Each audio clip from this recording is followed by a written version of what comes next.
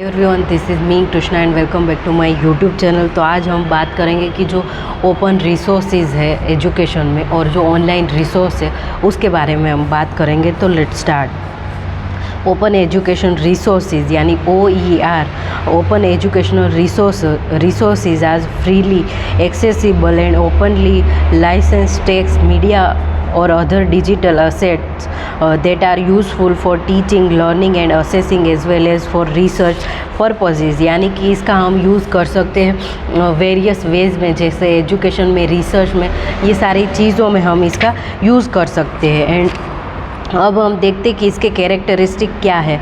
तो clear copyright issues and formatting of web and accessibility for reuse, the additional of descriptive metadata published on the web and available to all facilities, students and institutions, shared openly and freely।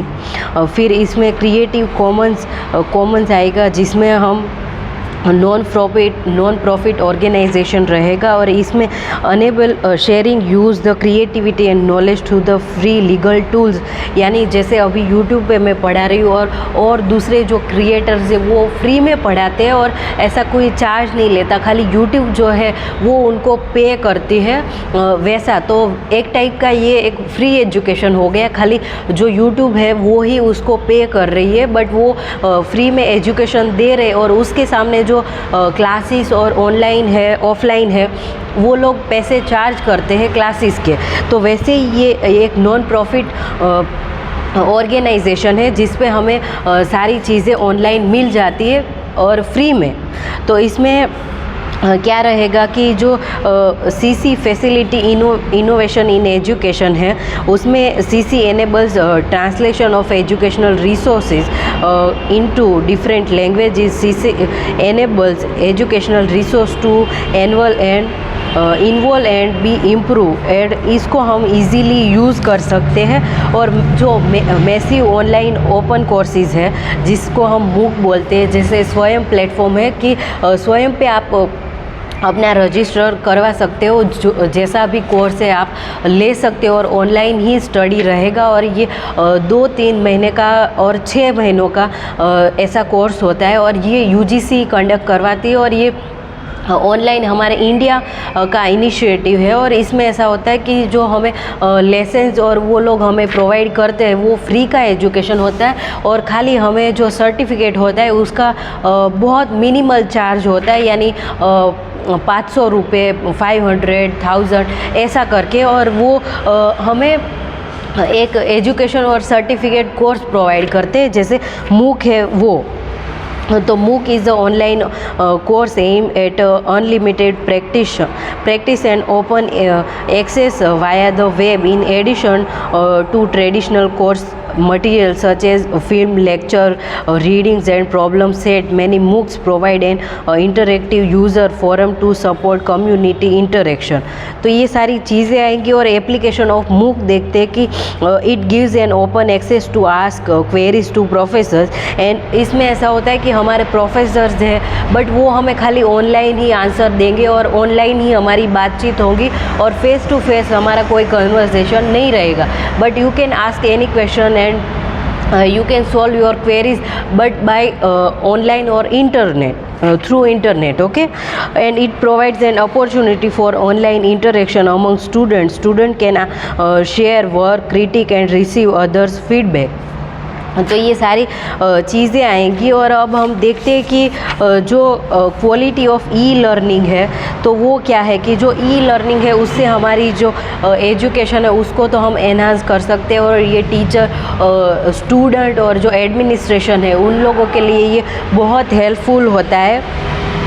और इसमें हम देखते हैं कि D&M is a success model जो है D-Lon and Emlyn ने जो इंट्रोड्यूस किया उसका एक मॉडल है जिसको IS मॉडल बोलते हैं। और according to them quality has 3 major dimension: information quality and system quality and service quality. तो ये 3 क्वालिटी है वो कोई भी जो सिस्टम है उनमें होनी चाहिए। Their model also include the intention to use the net benefits as given below diagram. कि ये डायग्राम में ऐसा बताएगा कि जो फर्स्ट है वो सर्विस क्वालिटी है, इंफॉर्मेशन क्वालिटी, सिस्टम क्वालिटी। ये सारी 3 चीज़ें कोई भी जो सिस्टम है उसमें होनी चाहिए। System quality, information quality and service quality. फिर सिस्टम को यूज़ कैसे करना है, यूज़र सेटिस्फेक्शन, फिर नेट बेनिफिशियन, ये सारी चीज़ें आएगी। और फिर हम देखते हैं कि जो ई लर्निंग है उसके एथिक्स है वो क्या है, यानी कि ई लर्निंग है वो यूज़फुल है, बट इंटरनेट है उसको भी यूज़ करने के लिए एथिक्स यानी कुछ नीति नियम लगेंगे जो हमें याद रखने और उसको हमें मद्देनज़र रख के हमें उनको यूज़ करना है। तो ये जो एथिक्स है वो क्या है, तो ethics define as a code of behaviour usually that of a particular group, profession of or an individual.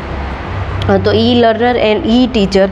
तो ई लर्नर जैसे हम कुछ भी ऑनलाइन हम पढ़ रहे हो, और ई टीचर यानी कि जैसे अभी मैं ऑनलाइन आपको एजुकेशन दे रही हूँ तो मैं ऐसे ई टीचर हो गई। तो इसमें हम देखते हैं कि जो एथिकल रिसर्च है और वो क्या है, तो ethical issues for E teacher the most important and moral challenge for the e-teacher is maintaining the quality of the educational process, and e-teacher must be attentive to new ways of transmitting information and assuring genuine communication and providing a reliable network infrastructure with the effective learning software becomes absolute critical for the e-teacher। और ethical issues for e learner, उसमें e learner are becoming psychological distance in their interaction with others and there is a inappropriate assistant on examination being approve to e learner, जिसमें research भी रहेगा और research के बारे में हमें सब पता है और जो इनके एथिक्स होते हैं वो भी अलग है।